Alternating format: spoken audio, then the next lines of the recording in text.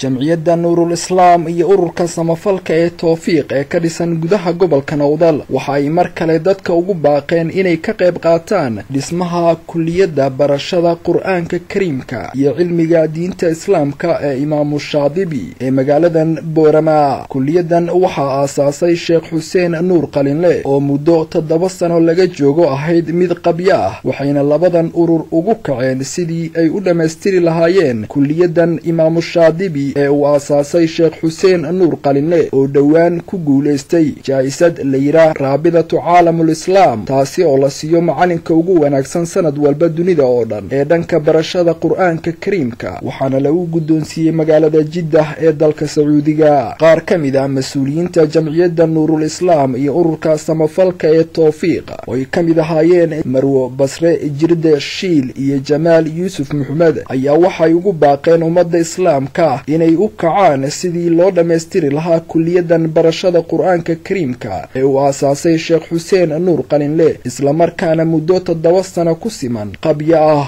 runtii waxaan u taaganahay goobtan oo ah kulliyadda Qur'aanka Kariimka ee fadiilada Sheekh Al-Qaari Al-Caalam Sheekh Xuseen Nuur Qalinle xafidahullah, oo runtii waxa weeyaan kulliyad 7 sano qabya ah. dhowr jeer horena runtii aanu soo galnay midiyaha kii ugu dambeeyay bisha barakeysan ee Ramadaan anayna soo food saartay waqtigii duruusta la dhigayay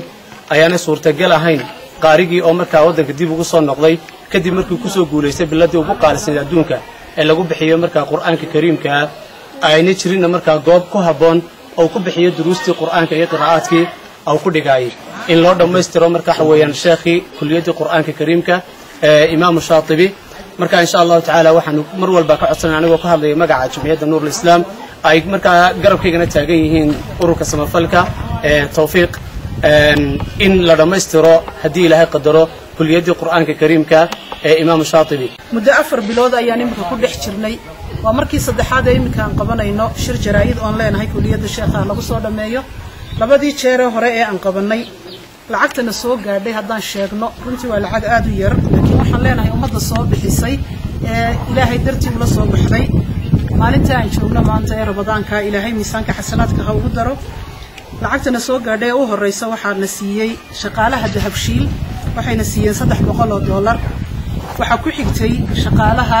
xawaalada Amuud, waxayna siiyeen iyaguna $300. gabadh muxsinada oo joogta magaalada Djibouti ayaa iyaduna waxay noo soo dirtay $500, $1,500, $1,500 aniga iyo gabdho muxsiniina oo ku nool magaalada London gaar ahaan wadanka UK ayaa lacagta iska lahayn. mar hore ayaan lacagta hayay, deetana maanta Ilaahay wuxuu u qadaray inuu lagu daro kulliyadda. waxaan leeyahay hablaha waxaan isla ogeyn lacagta markaynu ururinaynay inaynu ku bixino sadaqa jaariya. marka sadaqa jaariya ayay galaan $1,500, $340 mar hore iyo dad masaakiina la siiyay $1,840 iyo aniga ay soo gaaray lacagtaas. marka intaasaan imika totalkeeda haynaa. waxaan ka baryaynaa hadaba ummadii shalay sheekha ilaa kala badh kaga hortagtay ee laan kuruusarada wadatay ee baayac mushtaka lahayd ee shaqaalaha lahayd ee dawlad lahayd ee shicib lahayd ee musheekh lahayd dhammaanba waxaan ka codsanaynaa sidii shalay aad sheekha ugu ordayseen